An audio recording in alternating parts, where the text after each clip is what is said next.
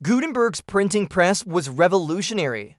It allowed for the mass production of books and other printed materials, which had a profound impact on the spread of knowledge and ideas, but it wasn't the first printing press.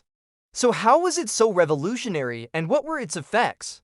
Gutenberg's innovation was not the printing press itself, but rather how it worked. See, the printing press had been around since the 1040s in China, and it worked by carving letters into blocks of wood.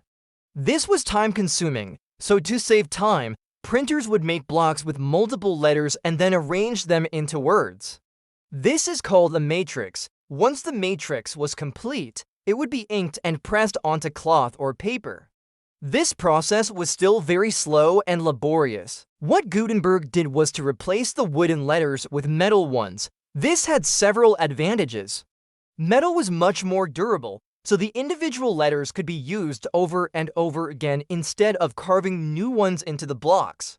The metal letters were also movable, so they could be arranged and rearranged to make words and even entire pages. This is how the printing press of the 1440s worked, using movable type made of individual metal letters.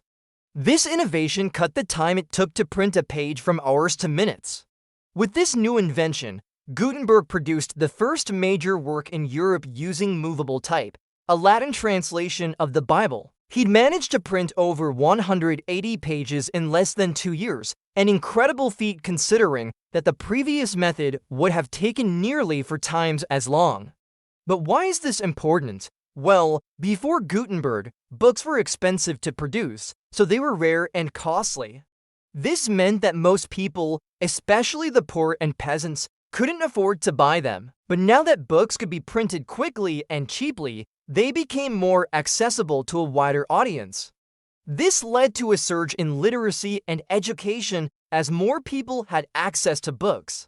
It also led to the spread of new ideas and information as people were exposed to different ways of thinking through books. Furthermore, the printing press helped to standardize languages as books could now be printed in large quantities. They became cheaper and more widely available.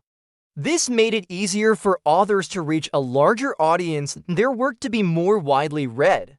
Over time, this led to the standardization of languages as the most common and widely used forms became more prevalent in printed materials. In conclusion, Gutenberg's printing press was indeed revolutionary, but it wasn't the first of its kind. What made it so significant was how it worked and the impact it had on the spread of knowledge and ideas.